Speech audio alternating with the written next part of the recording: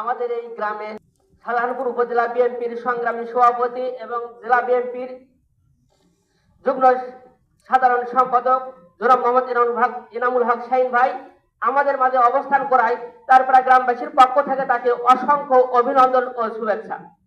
ভাই আরেকটা কথা আমি আপনার কাছে দাবি করে বলছি, আমাদের এটা একটা ঈদগাহ মাঠ, পেছনে মসজিদ এবং মসজিদটা নির্মাণাধীন আছে এবং কলম পর্যন্ত উঠছে, আমরা ছাদ ঢালাই দিতে পারতেছি না, তারপরে আরো অসংখ্য কাজ তো মসজিদের আছে।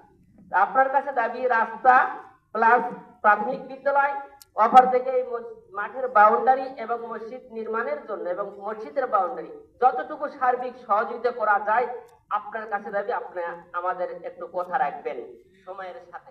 ইনশাআল্লাহ এটা তো আমি নিজে করে দিতে পারবো না, আমি চেষ্টা করব। আমি আশা করতেছি আপনি দোয়া করবেন যে ইনশাআল্লাহ বিএনপি ক্ষমতা আসবে। আপনারা শুধু একটু ওইদিকে নজর রাখবেন। আর ইনশাআল্লাহ এই তো একটা মাঠ, তো মাঠের বাউন্ডারি ওয়াল টল বা মসজিদের একটা বরাদ্দ, স্কুল, এগুলো ইনশাআল্লাহ 1-2 বছরের মধ্যে, একটু টাইম লাগবে, 1-2 বছর টাইম লাগবে। আমি বললাম উল্লেখযোগ্য পরিমাণে উন্নয়ন হবে এখানে। আমরা স্পেশালি আমরুল ইউনিয়নের মধ্যে তারপরে গ্রামটা যেহেতু একটু অবহেলিত মনে হচ্ছে, আমার কাছে একটু রিমোট মনে হচ্ছে, রাস্তায় তেমন উন্নয়ন নাই, এটাকে আমরা স্পেশাল গুরুত্ব দেব এটাকে ইনশাআল্লাহ।